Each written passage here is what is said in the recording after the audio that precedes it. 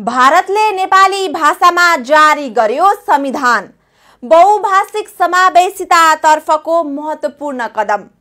छिमेकी मुलुक भारतले बुधबार विशेष समारोह सहित 76औं संविधान दिवस मनायो। हरेक वर्ष जस्तै भारतले नोभेम्बर 26 तारिखलाई संविधान दिवसका रूपमा मनाउँदै आएको भए पनि यस वर्षको दिन नेपालका नेपाली भाषीका लागि विशेष बन्यो। कारण भारतले पहिलो पटक नेपाली भाषामा समेत आफ्नो संविधानको आधिकारिक अनुवाद सार्वजनिक गरेको छ। नयाँ दिल्लीमा आयोजित विशेष कार्यक्रमको प्रमुख अतिथि भारतकी राष्ट्रपति द्रौपदी मुर्मू थिइन्। उनले समारोहमा नेपाली सहित 9 भाषामा भारतीय संविधानको अनुवादित प्रति औपचारिक रूपमा जारी गरिन्।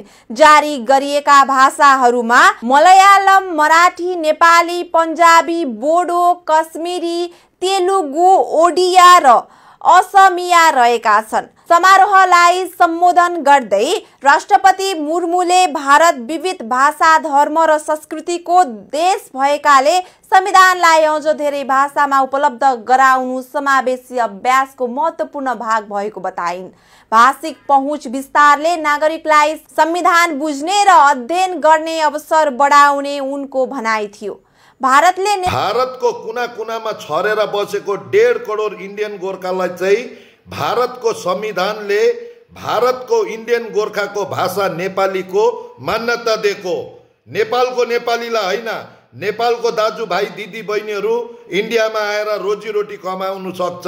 उहाँहरूलाई भाषाको मान्यता दिएको होइन भारत सरकारले। भारतभरि छरेर बसेको 1.5 करोड गोर्खा जातिको भाषा नेपालीलाई भारतको संविधानले भाषाको मान्यता दिएको। नेपालको नेपालीहरूलाई दिएको होइन।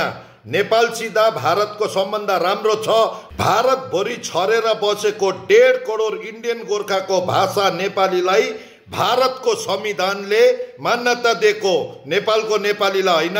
तपाईले यो खाले फेक न्यूज चाहिँ नदेखाइदिनु होला।